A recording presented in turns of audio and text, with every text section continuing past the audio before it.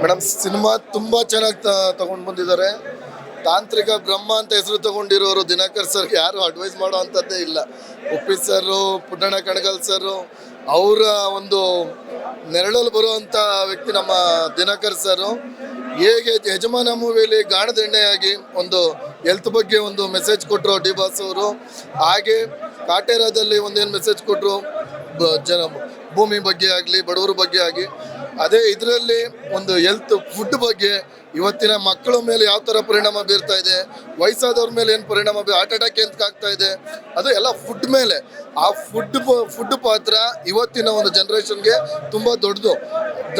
ಆ ವಿಚಾರ ಇಟ್ಕೊಂಡು ತುಂಬ ನೀಟಾಗಿ ಒಂದು ಕತೆ ಹೆಣ್ದು ಅದನ್ನು ಜನಗಳಿಗೆ ಯಾವ ರೀತಿ ಮುಟ್ಟಿಸ್ಬೇಕು ಆ ಥರ ಒಂದು ಎಮೋಷನ್ ಆಗಲಿ, ಫೈಟ್ ಆಗಲಿ, ಒಂದು ಲವ್ ಆಗಲಿ, ಎಲ್ಲ ಫ್ಯಾಮಿಲಿ ಕೂತ್ಕೊಂಡು ನೋಡೋ ಅಂಥದ್ದು, ಎಲ್ಲರೂ ಎಂಟರ್ಟೈನ್ ಮಾಡೋ ಅಂಥದ್ದು, ಆ ಥರ ಒಂದು ಮೆಸೇಜ್ ಕೊಟ್ಟು ಒಂದು ತುಂಬ ಒಳ್ಳೆ ಸಿನಿಮಾ ಕೊಟ್ಟಿದ್ದಾರೆ. ಡಿ ಬಾಸ್ ಅಭಿಮಾನಿಯಾಗಿ ನಾವು ಡಿ ಬಾಸ್ ಫ್ಯಾಮಿಲಿಗೆ ಯಾವಾಗಲೂ ಸಪೋರ್ಟ್ ಆಗಿರ್ತೀವಿ. ಈ ಸಿನಿಮಾ ಅಂತಲ್ಲ, ನಮ್ಮ ಉಸಿರಿರೋವರೆಗೂ ಬಾಸು ಏನು ಒಂದು ಫ್ಯಾಮಿಲಿಯಿಂದ ಮೂವಿ ಆಗಲಿ ಯಾವುದೇ ಒಂದು ಒಳ್ಳೆ ಕೆಲಸ ಬಂದರೂ ನಾವು ಸಪೋರ್ಟ್ ಆಗಿರ್ತೀವಿ. ಹಾಗೆ ಈ ಸಿನಿಮಾ ತುಂಬ ಚೆನ್ನಾಗಿ ಬಂದಿದೆ. ನಮ್ಮ ಡಿ ಬಾಸ್ ಅಭಿಮಾನಿಗಳು ಪೂರ್ತಿ ಪ್ರಮಾಣವಾಗಿ ನಾವು ಶಕ್ತಿ ಮೀರಿ ಎಷ್ಟು ಮಟ್ಟಿಗೆ ಗೆಲ್ಲಿಸ್ಬೋದು, ದಯವಿಟ್ಟು ಈ ಸಿನಿಮಾ ಗೆಲ್ಲಿಸ್ತೀವಿ. ನಾವು ಗೆಲ್ಲಿಸೋದಂತ ಮಾತ್ರ ಅಲ್ಲ, ಜನತೆಗೂ ಒಳ್ಳೆ ಮೆಸೇಜ್ ಇದೆ.